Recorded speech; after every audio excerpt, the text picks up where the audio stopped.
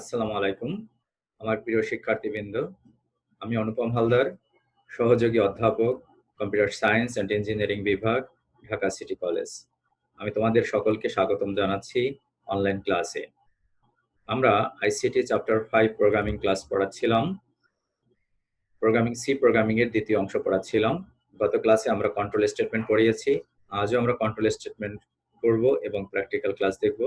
Control স্টেটমেন্টের if statement, if else এবং else if statement এই তিনটা পড়িয়েছি কন্ট্রোল স্টেটমেন্টগুলোর মধ্যে, অর্থাৎ কন্ডিশনাল কন্ট্রোল স্টেটমেন্ট।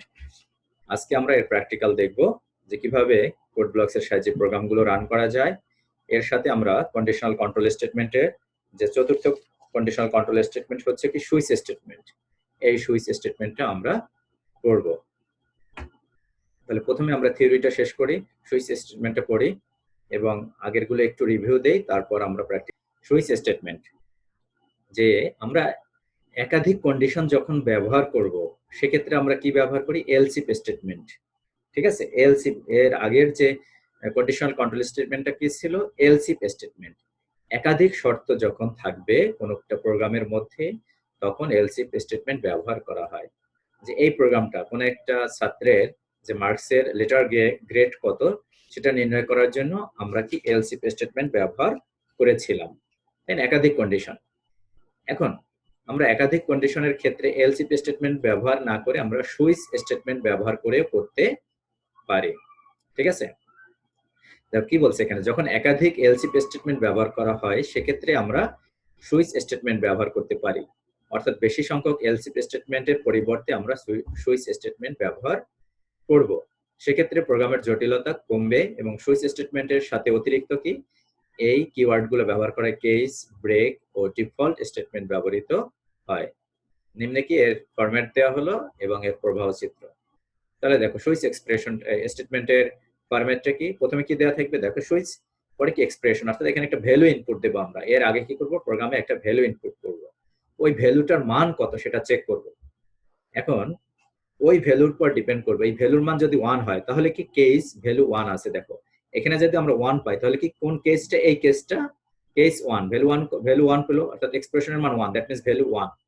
তাহলে কোনটা, ব্লক 1 এক্সিকিউট করবে, ব্লক 1 এক্সিকিউট করে ব্রেক মানে বের হয়ে যাবে। আর যদি ট্রু দেয় তাহলে কি কেস ভ্যালু 2, অর্থাৎ এই কেস 2 টা এক্সিকিউট করবে। এভাবে একাধিক কি কেস ব্যবহার করা হয়।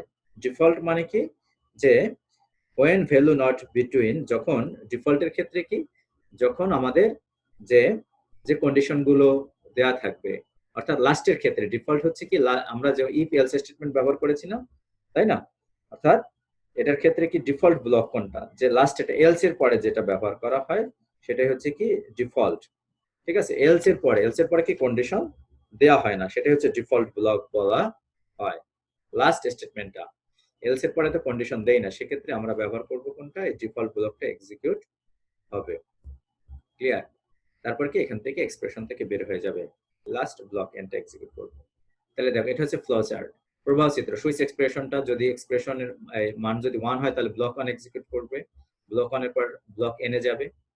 আর যদি এক্সপ্রেশনের মান যদি ভ্যালু 2 হয় মানে 2 হয় তাহলে ব্লক 2 এক্সিকিউট করবে, দেন ব্লক n এ যাবে। ঠিক আছে, অর্থাৎ সুইচ এক্সপ্রেশন থেকে বের হয়ে যাবে। অর্থাৎ এলস ইফ স্টেটমেন্ট যেমন একই ভাবে, অর্থাৎ আর যদি কোনো কন্ডিশনে যদি এর মধ্যে না পড়ে তাহলে কি ডিফল্ট ব্লকটা এক্সিকিউট করবে, দেন ব্লক এন এক্সিকিউট করবে। এই হচ্ছে তার প্রবাহ চিত্র। দেখো প্রোগ্রাম, দেখো এখানে প্রোগ্রাম ইউজিং সুইচ স্টেটমেন্ট, এখানে কি দেয়া আছে, আমরা সুইচ স্টেটমেন্ট ব্যবহার করে একটা প্রোগ্রাম করব। এখানে এটা প্রথমে কি আছে, একটা মেসেজ দেয়া আছে। ঠিক আছে, তারপর কি আছে, এটাকে বলা হয় কি হেডার ফাইল, তারপর আছে মেইন ফাংশন শুরু, ভেরিয়েবল ডিক্লারেশন। এখানে 4টা ভেরিয়েবল দেওয়া হয়েছে, ভ্যালু, নাম্বার 1, নাম্বার 2, রেজাল্ট, অর্থাৎ 2টা নাম্বার ইনপুট করব। এই 2টা নাম্বার যোগ বিয়োগ গুণ ভাগ যাই করি না কেন সেটা রেজাল্ট ভেরিয়েবলে রাখবো। আরেকটা ভ্যালু নামে আরেকটা ভেরিয়েবল ডিক্লেয়ার করা হয়েছে, এটা হচ্ছে সুইচ এক্সপ্রেশনের ভ্যালু। এখন একটা মেসেজ দেওয়া হয়েছে, প্রিন্টএফ ইন্টার ফার্স্ট নাম্বার, প্রথম নাম্বারটা ইনপুট দাও, নাম্বার 1 এই নাম্বারটা। ঠিক আছে, ফার্স্ট নাম্বারটা ইনপুট করো। দেখো তাহলে আমরা স্ক্যানআপ ফাংশন দিয়ে আমরা ফার্স্ট নাম্বারটা ইনপুট করলাম, percentage of D, and number 1। তারপর দেয়া আছে আবার একটা মেসেজ, ইন্টার সেকেন্ড নাম্বারটা ইনপুট করো। ঠিক আছে, পার্সেন্টেজ অফ ডি, কেন পার্সেন্টেজ অফ ডি দেওয়া হলো, স্ক্যানআপে, কারণ নাম্বার 2টা কি কোন ধরনের ডাটা টাইপ, ইন্টিজার, তার জন্য %d দিয়েছি আমরা। ঠিক আছে, তাহলে সংখ্যা দুটো ইনপুট করলাম। এরপরে স্টেটমেন্টে কি আছে, এন্টার ইউর ভ্যালু ফর অপারেশনের জন্য, অর্থাৎ কেসের যে ভ্যালুটা 1 না 2 না 3 না ডিফল্ট ভ্যালুটা, ঠিক আছে, সেটা আমরা দেব, কেস ভ্যালুটা। ক্লিয়ার? তাহলে এখানে ভ্যালু আমরা কেস ভ্যালু ইনপুট করব, %d এন্ড ভ্যালু, কারণ এটাও ভ্যালুটা কি ইন্টিজার টাইপ। এখানে give the case value input করলাম। যদি আমরা ভ্যালু 1 দেই তাহলে সুইচ ভ্যালু 1, এখানে কত 1, দ্যাট মিন্স এই কেসটা এক্সিকিউট করবে when value 1, then it will execute the case 1। তার মানে কি রেজাল্ট নাম্বার 1 নাম্বার 2, অর্থাৎ নাম্বার 1 এবং নাম্বার 2 তে যে ভ্যালু দুইটা দেব, মনে করো 20 এবং 30 দিলাম, তাহলে কি হবে, কেস 1 এক্সিকিউট করবে। আর ভ্যালু যদি 1 হয় তাহলে 20 আর 30 কত, 50, তাহলে ফলাফল পাবো কোনটা, এটা আমরা রেজাল্ট অফ এডিশন ইজ 50। আর যদি ভ্যালু যদি 2 দেই, ঠিক আছে, এই ইনপুটে ভ্যালু যদি 2 দেই তাহলে কোনটা, এই কেস এক্সিকিউট করবে। ঠিক আছে, ভ্যালু যদি 3 দেই তাহলে এই কেস এক্সিকিউট করবে, সুইচ ভ্যালু 3। তখন আর কিন্তু দেখো এই এই এই ইয়েগুলো কেসগুলো আর কন্ডিশন কিন্তু নেই, এখানে আর চেক করবে না কিন্তু, সরাসরি এইখানে প্রথমেই একটা কন্ডিশন, এখানে কন্ডিশনটা যদি 3 হয়, ভ্যালুর মান 3 হলে কি সরাসরি এখানে চলে আসবে, এগুলো আর চেক করবে না কিন্তু। কিন্তু এলসি স্টেটমেন্টের ক্ষেত্রে কি প্রত্যেকটা কিন্তু কন্ডিশন চেক করে আসবে, সিকোয়েন্সিয়ালি কন্ডিশনগুলো চেক করে আসবে কিন্তু, বুঝতে পারছো? যদি ফলস হয় তারপর পরের কন্ডিশন চেক করবে। তো এখানে এই ক্ষেত্রে কিন্তু সুইচের ব্যবহারের সুবিধা এটাই যে এক্ষেত্রে কি হবে, যে একটা কন্ডিশন, এই কন্ডিশনটা যদি ট্রু হয়, যদি 1 হয় তাহলে এটা করবে কাজ, কেস 1। আর যদি এখানে যদি ট্রু দেয় তাহলে এটা যাবে, কন্ডিশন একটাই। আর এলসিপি এর ক্ষেত্রে কিন্তু একাধিক কন্ডিশন তোমার চেক করবে, তার মানে এলসিপি এর ক্ষেত্রে কি টাইম কনজিউমিং, এটার ক্ষেত্রে এক্সিকিউশন টাইম কম লাগবে। যদি তুমি 4 দাও ভ্যালুটা তাহলে এটা এক্সিকিউট করবে। আর যদি এই চারটার মধ্যে কেস 4, এই চারটার মধ্যে যে কোনো একটা তুমি যদি ভ্যালু 5 দাও বা 6 দাও, তাহলে কোনটা default, when value not given 1 to 4, 1 থেকে 4 এর মধ্যে যদি না দাও তাহলে কি, যদি 5 দিলা বা 6 দিলা, 7 দিলা, 10 দিলা, তাহলে কি ইনভ্যালিড নাম্বার, এই মেসেজটা প্রিন্ট করবে। এটা হচ্ছে কি সুইচ এক্সপ্রেশন। ঠিক আছে, তাহলে সুইচ এক্সপ্রেশন শুরু হয়েছে সেকেন্ড ব্র্যাকেট দ্বারা, সেকেন্ড ব্র্যাকেট দ্বারা শেষ এটা। এরপরে তুমি অন্য যদি কোনো তোমার ইয়ে থাকে, সমস্যা থাকে, স্টেটমেন্ট থাকে, সেগুলো এখানে লিখবে। ঠিক আছে, তাহলে এই হচ্ছে কি, আর এই সেকেন্ড ব্র্যাকেটটা কি, এটা মেইন ফাংশনের ব্র্যাকেটটা, মেইন ফাংশন কি দ্বারা শুরু হবে, সেকেন্ড ব্র্যাকেট দ্বারা, সেকেন্ড ব্র্যাকেট দ্বারা যে শুরু হলো এবং সেকেন্ড ব্র্যাকেট দ্বারা শেষ হবে। এই হচ্ছে কি আমাদের যে সুইচ এক্সপ্রেশন ব্যবহার করে প্রোগ্রাম। ক্লিয়ার? এখন আমরা দেখব কি ইফ স্টেটমেন্টের, আমরা কোন একটি ইফ স্টেটমেন্ট ব্যবহার করে আমরা প্রোগ্রাম দেখব। আমরা কোড ব্লকস এর সাহায্যে একটা প্রোগ্রাম রান করব। দেখো এই প্রোগ্রামটা রান করি, কোন একটি সংখ্যা জোড় না বিজোড়। ঠিক আছে, এই সংখ্যাটা আমরা দেখো। তাহলে কোড ব্লকে কিভাবে প্রোগ্রাম করবে, প্রথমে যেতে হবে কোথায়, ফাইলে, তারপর নিউ ফাইল থেকে এমটি ফাইল দেবে, এমটি ফাইল দিয়ে যদি এই ইয়েগুলো টেক্সট বড় করতে চাইলে কন্ট্রোল বাটন চেপে মাউসের স্ক্রল বাটন প্রেস করবে, ঘোরাবে, তাহলে দেখ বড় হয়ে যাবে। তাহলে সেভ করো, প্রথমে প্রোগ্রামটা সেভ করে নে, সেভ ফাইল। আমরা কি প্রোগ্রাম করব, সেই প্রোগ্রামের নাম দাও যে অড ইভেন নাম্বার, তাই না, অড ইভেন। ঠিক আছে,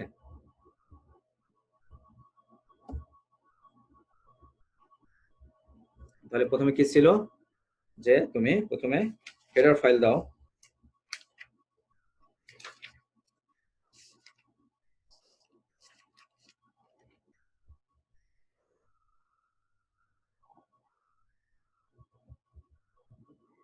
include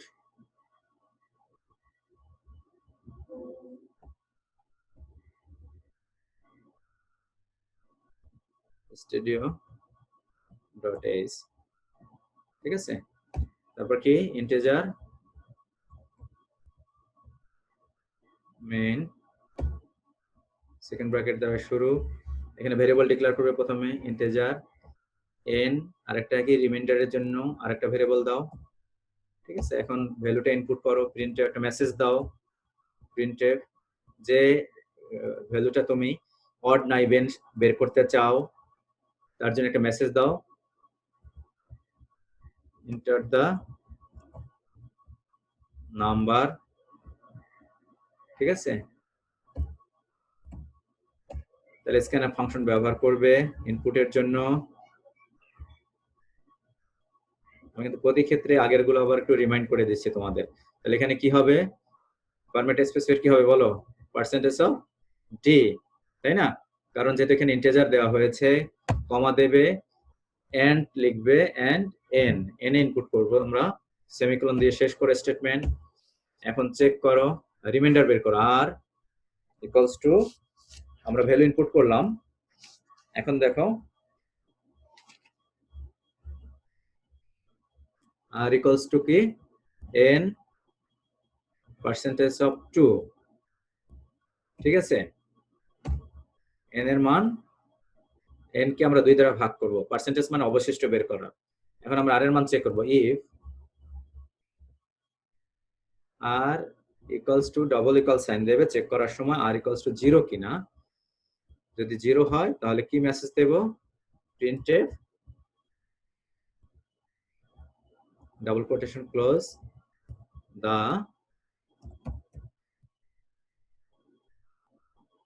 নাম্বার ইজ, তাহলে কি আর এর মান,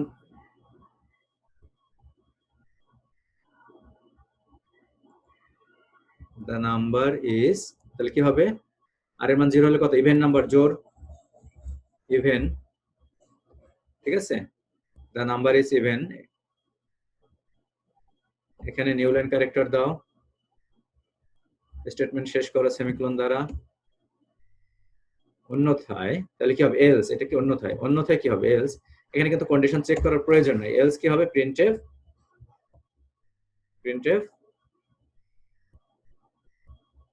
the number is odd number, clear? New line character দাও, শুধু একটা মেসেজ দেবো আমরা, তাই না? এখন তুমি যে কোনো একটা পরে একটা প্রিন্টএফ স্টেটমেন্ট, একটা স্টেটমেন্ট দিয়ে দাও, printf, thank you, thanks, thanks all, সকলকে ধন্যবাদ, ঠিক আছে? তারপর লাস্টে রিটার্ন 0 দেবে, চলো জেনারেল ফরম্যাট, রিটার্ন 0, স্টেটমেন্ট শেষ করো। এই হচ্ছে প্রোগ্রামটা সেভ করো, আবার ফাইল, সেভ ফাইল, আমরা তো সেভ অ্যাজ করেছি আগে, ফাইল নেম দিয়েছি, এখন প্রোগ্রামটা রান করো। কিভাবে রান করো, বিল্ডে যাবে, বিল্ড দাও, দেখো কোন এরর আছে, এখানে দেখো একটা এরর দিয়েছে, এলস প্রিন্ট এফ, এখানে দেখো এফ দেওয়া হয় না, তার জন্য এখানে লাল দাগটা আসছে, এফ, ঠিক আছে? এখন আবার সেভ করো, কন্ট্রোল এস, ফাইলে যাও, না বিল্ডে যাও, বিল্ড, দেখো এখানে কি টি দেওয়া হয় নাই, বুঝতে পারছো? সেভ করো, বিল্ড দাও, বিল্ড, এখন আছে কোনো সমস্যা নেই, লাল দাগ নেই। এখন বিল্ড এন্ড রান, এই দেখো মেসেজ আসছে, এন্টার দা নাম্বার, মনে করো 25 দিলাম, তাহলে কি আসছে দেখো, number is odd number, 25 odd, কারণ 25 কে 2 দ্বারা ভাগ করো, তাহলে কত পাবো, 12 দুগুণ 24, অবশিষ্ট 1 থাকে, অবশিষ্ট 1 মানে কি, number is odd number, thanks, দেখো লাস্টে কিন্তু থ্যাঙ্কস অল। যদি আমরা এখন জোড় সংখ্যা দিয়ে দেখো, বিল্ড এন্ড রান, তুমি মনে করো 24 দিলাম, তাহলে কি হলো, number is even number, thanks all, দেখো প্রত্যেক ক্ষেত্রে কিন্তু থ্যাঙ্কস অল এক্সিকিউট হচ্ছে, কারণ কি এটা কি ওই ইফ স্টেটমেন্টের মধ্যে না, কন্ট্রোল স্টেটমেন্টের মধ্যে নেই, তার জন্য থ্যাঙ্কস অলটা কিন্তু প্রতিবারে এক্সিকিউট হচ্ছে। তাহলে এইভাবে আমরা প্রোগ্রামটা এক্সিকিউট করতে পারি। আশা করি তোমরা সবাই বুঝতে পেরেছো কিভাবে সি প্রোগ্রাম লিখতে হবে। এর আগেও প্র্যাকটিক্যাল ক্লাস দেখানো হয়েছে, আজকেও দেখালাম, সুতরাং এগুলো বাসায় প্র্যাকটিস করতে হবে, তাহলে যত প্র্যাকটিস করবে প্রোগ্রামিং তত তোমার ক্লিয়ার হবে। তাহলে আজকে এই পর্যন্তই রইলো, নেক্সট ক্লাসে আমরা ফর লুপ নিয়ে আমরা পড়ব, ফর লুপ, ঠিক আছে? ফর লুপ শিখবো।